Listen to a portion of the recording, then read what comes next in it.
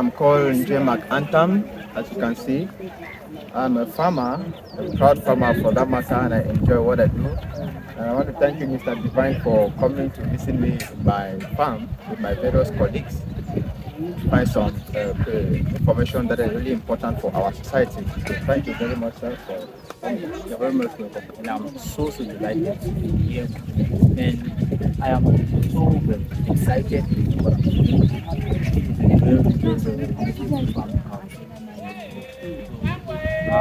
It's always wise to listen to you guys, and also really appreciate your amazing work you're doing to most successful project. So within this, I'm just going to ask some few questions and begin with along the line of this. So I really want to know what have been some of your experience in this field of agriculture, especially in corn production, because I see that's what you do basically. What are some of the experiences that you can share with us and the things you have been doing from this particular field of corn production? All right. Well, when it comes to corn production, there are a lot of processes. As you can see, the field is a very large field that requires massive labor, requires massive labor and intensive follow-up. You begin producing corn by locate your area where you will know that the corn is going to do in that area. Do an estimation, is what we call land preparation. Do your land preparation. We may begin by what clearing. You clear. Maybe you don't want to apply some chemicals or whatever. You may just clear, then gather the grasses and then there's a way we cultivate corn. When you look at the largeness of the farm, we don't just do it like the subsistence way of cultivation, where it is just randomly planted anyhow. It follows actually a particular pattern because we are expecting a massive yield from it. Yes, so we really give attention to it. After that, the planting is done. We follow up with some, where you can look at it. There's an insecticide that we spray to prevent the corn from being damaged by pests and insecticides, which may reduce the yield of the corn. So I think with that also, the difficulties that we used to face at times, when you come to work and then maybe rain may disturb the work and so on, and then also the labor force, the labor or the finance too, to an extent, because when you want to do such kind of farm, you must also look at your pockets and your vision to be able to estimate what you need to put on the ground. So if you can look at the farm, I think we have been fighting here with some insecticides that are preventing the growth of the corn, but we have actually treated them and they are doing well now. So that is it. And for the rain, the rain is actually helping us this season. Thank you so much for sharing that experience. Now, during the course of your sharing your experience in life, you point some challenges that you mentioned. Which one is the attack? The crops get attacked by insects, and you also have natural effects like rain, which prevents sometimes to work when it comes to rain. That one is a natural phenomenon. Now, with things like insect is damaging the crops, which is I think at some extent you can control. What is the approach that you use in preventing insects from damaging your crops and from reducing the outcome of this product? All right. So actually, when you look at the corn, we the first thing you do, you identify what is actually attacking the kind of insect that attacks the corn. When you look at it, when you identify like what the insect is, then a particular fertilizer or a particular insecticide based on the insect that have attacked the corn. Yes, a particular insecticide, then it is being sprayed on it. It's been applied on the corn with a spraying can. Yes, when we do that, it's going to reduce the infection. Okay, another challenge you quite mentioned was that of said to get into something like this, you actually need to. Now, it's making me want to ask you. To do something like this, you want to start off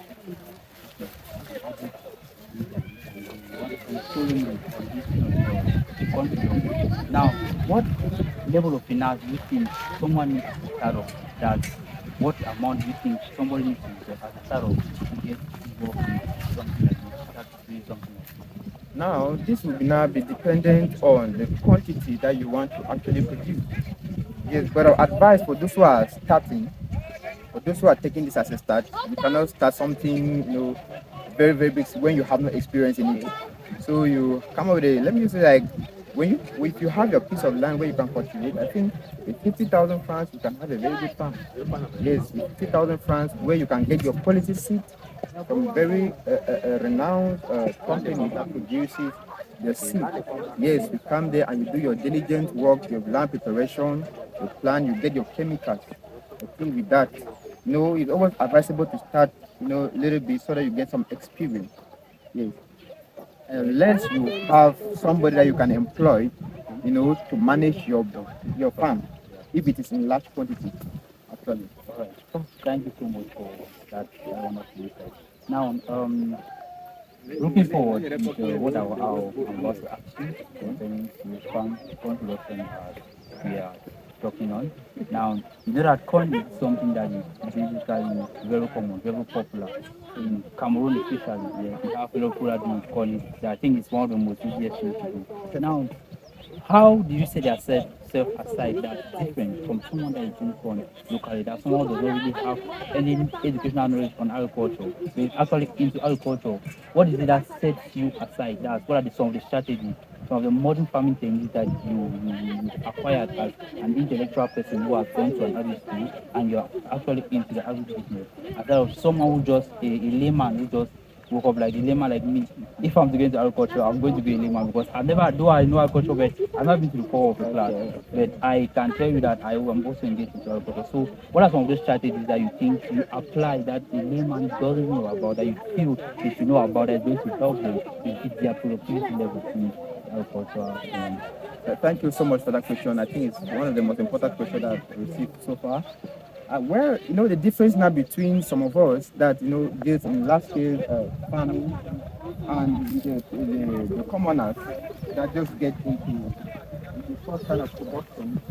Well, if you look at the way the corn are being planted, they say, they're not just being planted at random, as I earlier said, they're not just being spotted. If you look at it, there is a dimension that we plant, which in times of heavy wind and rainfall, they will not be damaged. Yeah, because there's a pattern, the width and the length in which we work. Yeah, because it's in large quantity. And if you look at it very well, you discover that you see but only corn, Yeah. which is Monoculture. monoculture. Yeah, monoculture. I don't see any other. Yeah, you don't see any other stuff. So I give all my attention, and it has no competition with any other crop. It has no competition with any other crop. So just it itself. Yes. So I give all attention to the crops. And as I earlier said, the way it is being planted. If you look at it, the highest you see two of it, three. Somebody that have not gone to the farm or just about to begin, he may just take 5 grains of. What? When you're in the course of discussion, I'm getting to discuss some certain things. Yeah. Like the aspect of monoculture. Yeah. Most of the times, the local farmers we tend to, due to maybe land space or something like that, we tend to mix crops. You see, we plant corn, plant cassava, plant cocoyam in the same farm. So does it mean that for someone that is doing this kind of agricultural system, that if you're not practicing monoculture, does it mean you reduce the productivity level of your crop? Even in case they say you're to combine corn, cocoyams, and some other crops, does it mean that this has an effect in the growth of your maize in your farm? All right. Well, to an extent, it will not be dependent on which kind of crop you are putting in the corn farm. Yes, because there are kinds of crops that may compete as well as others will not compete. Like for example, if you look at cocoyams, if you see here like if you put cocoyam will not compete with the corn. As well as there are some other plants that may, due to the presence of that plant, it may attract a particular insect into the farm. Yes, it may attract some particular insect into the farm, which may affect now the productivity. You understand? So you discover they fight for manure, they fight for nutrients, the roots. So is that going to be fighting with other crops, with other crop, yes, to receive that and that. So that was the competition aspect. Yeah, but when it is just it like that, it's very focused, steady, has no competition, and it does well actually. Thank you so much. Thank you so much. Welcome, sir. Wonderful. contribution. And I think those that are watching you right now are actually learning a lot, and Surely. it's for free. You guys can see some of the amazing things he's doing, he's That's sharing knowledge, and you can see the massive effort he's put into agriculture. These are some of the initiatives we need to be promoting in the world, because right now in the world, agriculture is one of the things that sustain the world. You know, you can use agriculture to battle hunger, and he's doing it quite a great job, and I think it's something that deserves an applause. So, continue with our interaction. If someone decides that an individual decides to settle into agriculture, and the person wants to tackle that's this domain of corn production, and the person is willing to pour money into this activity. Now, how long do you think it's going to take that person to start making profit? Let's say you say you can do a startup of 50,000. If somebody to do a startup with 50,000 francs, how long can you estimate that that person will start making profit on that 50,000? That's getting the 50,000 back and start making profit afterwards. Yeah, that is very simple. You know, when it comes to corn, corn is very one of the most easiest crop to cultivate. Yeah. Yeah, when you stand, as I said, if you have your piece of land, then with a capital of about 50,000, you can have a massive profit. Now, you can have a profit like you may be based in producing seed only.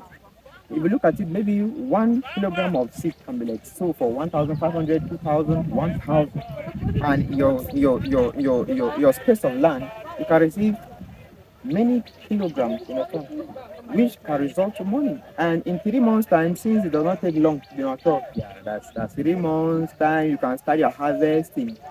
Or people that do, just you can just even harvest it. You boil one corn can be sold for 150, 200, and you can sell and make money double the amount that you invested in.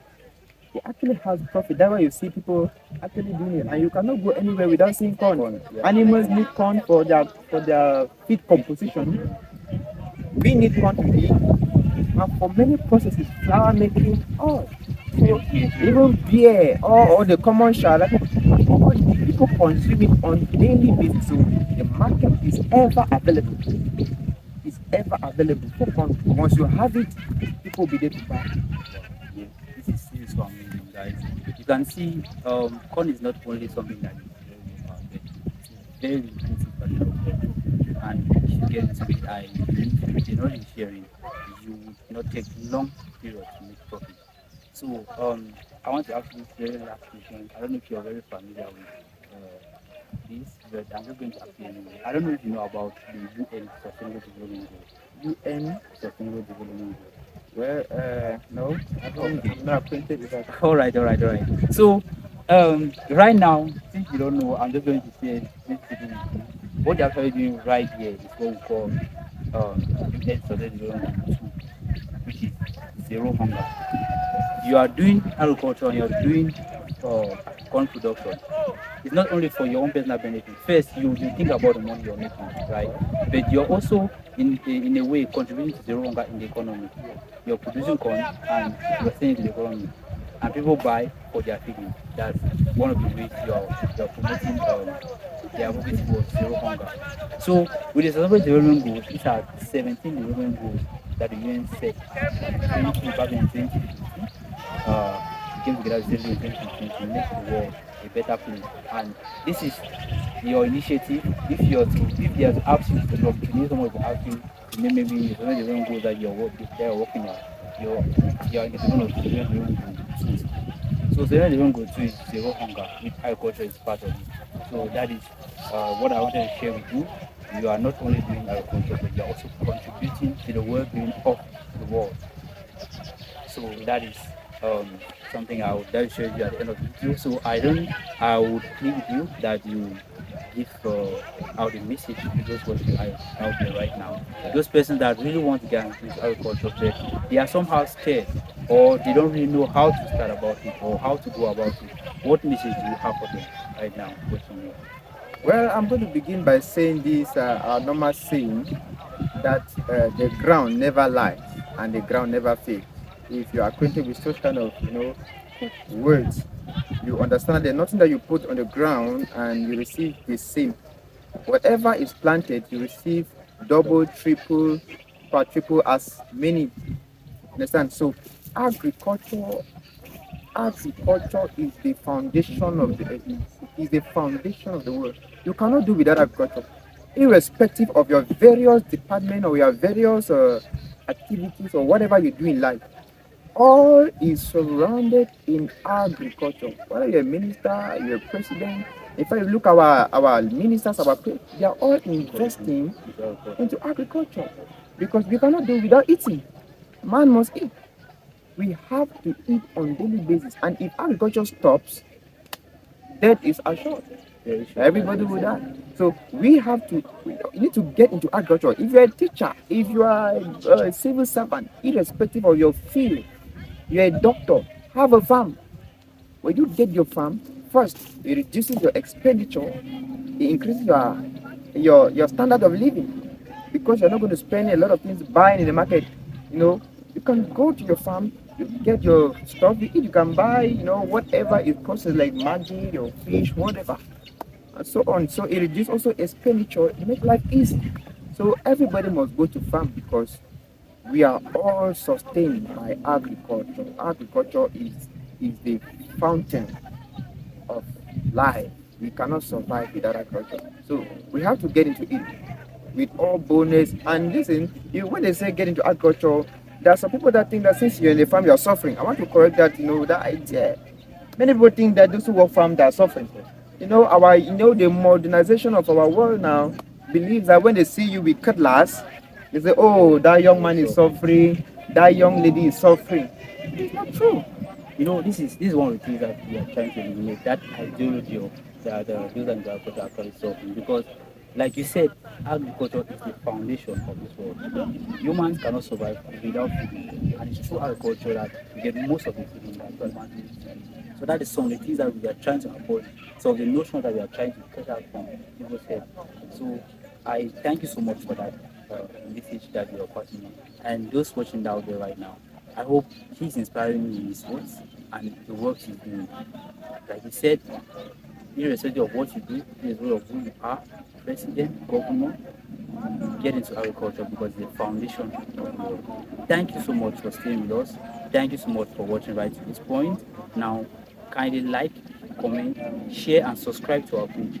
And you can drop your observations so far, and maybe some support for Mr. Sorry, what did you Mark Antam? Okay, Mr. Mark Antam, for this amazing job that he's doing to promote agriculture and with the valuable knowledge and insight that he has shared with you guys along our this video. Thank you so much for watching. Quick discover Advocating for sustainable agriculture and contributing for zero hunger around the world.